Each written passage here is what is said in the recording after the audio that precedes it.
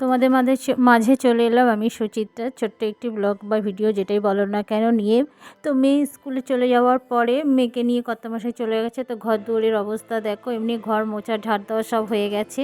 আগের ব্লগগুলো যদি দেখে থাকো তাহলে বুঝতেই পারবে যে আমি ঘর মুছে আবার ঘর জানলা দরজা বন্ধ করে দিই, কেন মেয়ে যেহেতু শুয়ে থাকে। মেয়ে যাওয়ার পর আবার জানলা দরজাটা খুলি। তো এবার বাদবাকি যে কাজগুলো আছে বিছানা তোলা এইগুলো করে নেবো। আর মেয়ে খেয়ে গেছে সুজি, আর আমার মেয়ের এটাই সবথেকে পছন্দের খাবার, তাই থালাটা বাইরে রেখে দিচ্ছি। এবার টুকিটাকি যে কাজগুলো আছে সেগুলো করব। আর এইগুলো কাজগুলো ধীরে সুস্থে না করলে কিন্তু ভালো লাগে না, কিন্তু কিছু করার নেই। আজকে একটু তাড়া আছে। আর বিছানার চাদরগুলো একটু টান টান করে ভাঁজ করে নিচ্ছি, না হলে কুঁচকে থাকলে যেন মনে হচ্ছে ওদের চামড়াগুলো কুঁচকে গেছে, তাই ভালো লাগে না। আর সবাই বিছানার চাদরে দেবে, কম্বলগুলো পেতে রাখে, আমার ভালো লাগে না এই কারণে। বাচ্চা মেয়ে ওঠানামা করবে, ওর সঙ্গে তো আরও আশেপাশের বাচ্চাগুলো আসে, তখন ওইগুলোকে পাড়া দেবে, হাঁটবে, তা সেইগুলো রাত্রে গায়ে দেবো, আমার ভালো লাগে না। ওই জন্য আমি ভাঁজ করে রেখে দিই, সে ঢিপি হোক আর যাই হোক, কিন্তু কারোর পাড়া জিনিস ভালো লাগে না, পায়ে লাগবে এই লাগবে। আর রাত্রের সময় তো বেড কাপড়টা তোলা হয় না। আর ছেলের কোটায় আগের দিন যে জামা কাপড়গুলো ছিল সেইগুলো একটু মানে রোদে দিয়েছি, একটু গরম হবে, আর কিছু জিনিস ভিজিয়ে দিয়েছি, ওটা পরে স্নান করার সময় কাচা হবে। যেই কাচুক না কেন, আমি কাচি কি আমার কর্তামশাই কাচে। আর গায়ে রোদটা পড়ছে না, কি আরাম লাগছে। তো দেখো এই দিকে ছাদেও ফুল তুলতে এসেছি, দুটো ছাদ মিলে অল্প অল্প করে ফুল হয়েছে। আজকে 2-4টে জবা ফুলও হয়েছে দেখলাম। দেখো আমাদের গাছে কত বড় বড় গাঁদা ফুল হয়েছে। জামা কাপড় শুকো দিতে গিয়েছিলাম ছাদে, তখন এগুলো তুলে এনেছি, ঠিক আছে। আজকে ফুলের যে ছবিটা আছে কি করবো, ওটা নিয়ে যাইনি, এটাই নিয়ে গেছি। দুটো জবা ফুল ফুটেছে, জবা ফুলের কালারগুলো খুব সুন্দর। এই দেখো, একটা হলুদ, দুটো, আর একটা লাল, লাল নয় ঠিক কী কালার জানি না। ও আর এই 4টে ফুটেছে, 4 ধরনের জবা, 3 ধরনের, দুটো হলুদ। চলো অন্য কাজ করি, এখানে আটকে থাকলে হবে না।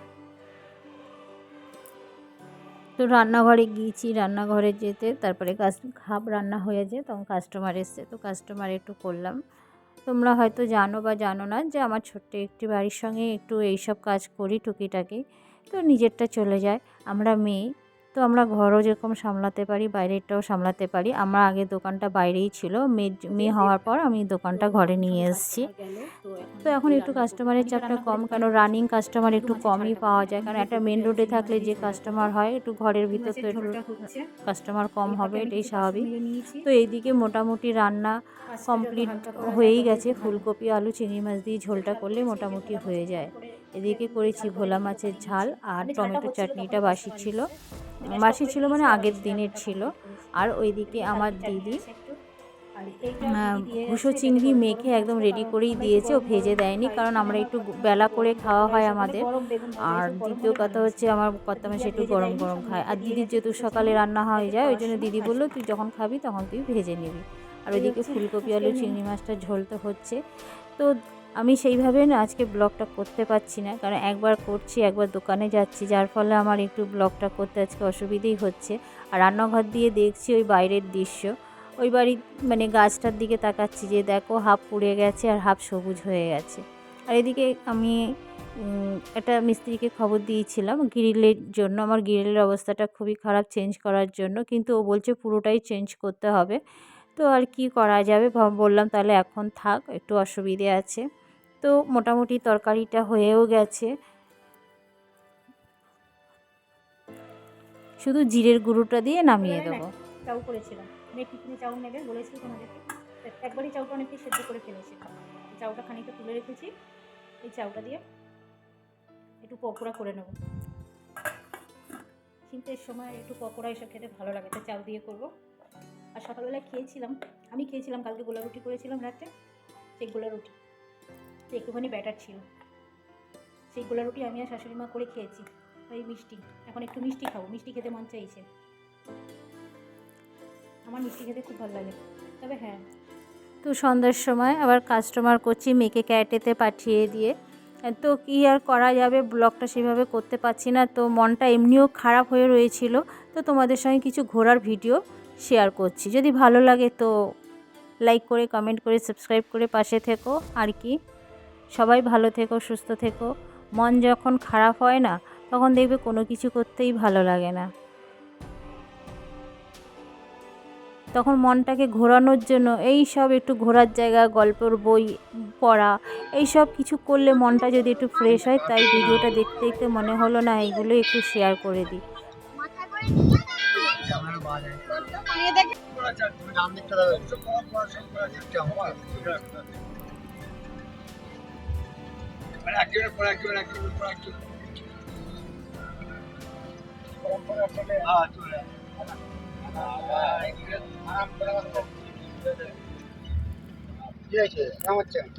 এবছর এমনি আমরা কোথাও যেতে পারিনি। তোমাদের আগের ব্লগেও বলেছিলাম যে পড়াশোনার মধ্যে দুটো বছর মানে খুবই বড় বড় দুটো দুর্ঘটনা ঘটে গেছে। শাশুড়ি মায়ের যেহেতু মনটা সেই কারণে একদমই ভেঙে গেছে, যেহেতু শাশুড়ি মা মনটা ভাঙবে স্বাভাবিক, কারণ তার বড় জামাই পৃথিবী ছেড়ে চলে গেছে, তারপর তার নাতি ঘরে একজন গেল।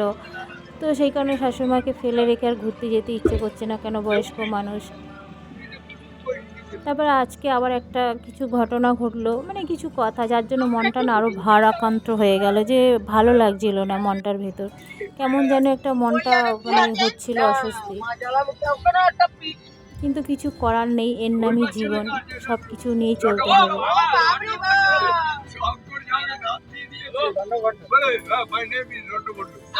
তো আর কি, টাটা, সবাই ভালো থেকো, সুস্থ থেকো।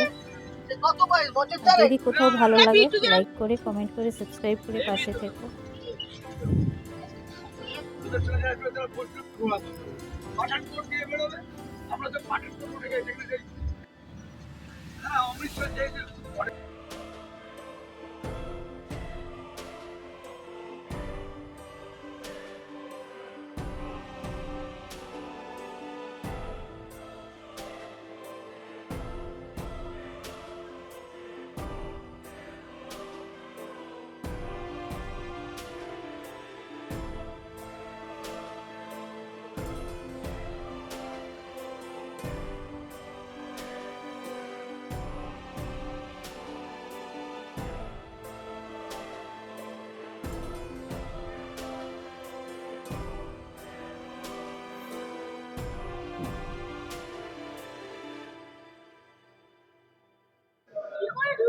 ওইদিকে দরজা আছে।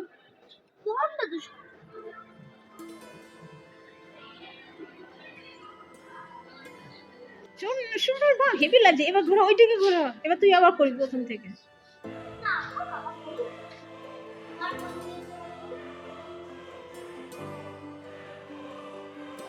এবার তুই যা।